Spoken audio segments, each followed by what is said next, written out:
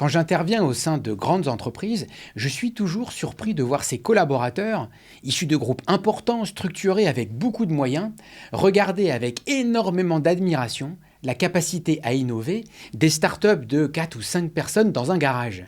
Bon, pendant ce temps-là, les 4 ou 5 personnes dans un garage regardent avec beaucoup d'envie le grand groupe qui a les moyens de se payer ce que eux ne peuvent pas s'offrir.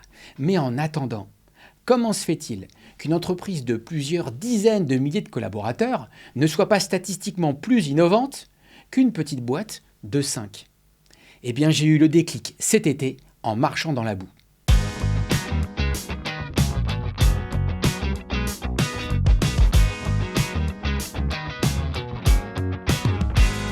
J'étais en plein milieu d'une randonnée de plus de 180 km entre Glasgow et Fort William, la West Highland Way.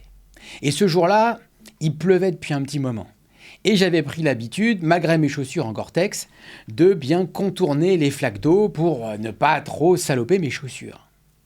Et ça faisait bien une bonne vingtaine de kilomètres qu'on marchait, la fatigue commençait à se faire sentir.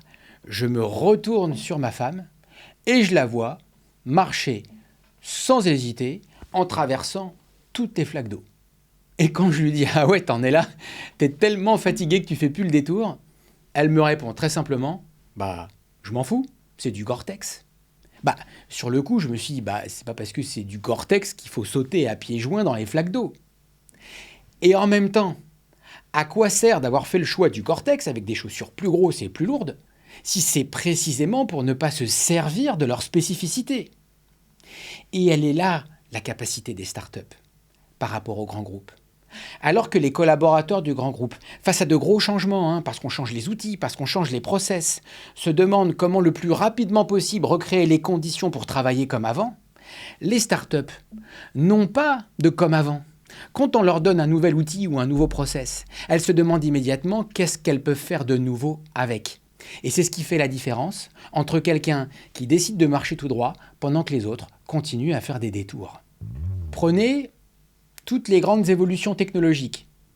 Pas seulement le Gore-Tex, mais l'IA, les réseaux sociaux, le numérique, la révolution industrielle, l'invention de la voiture. Toutes ces évolutions technologiques ont créé de nouvelles possibilités.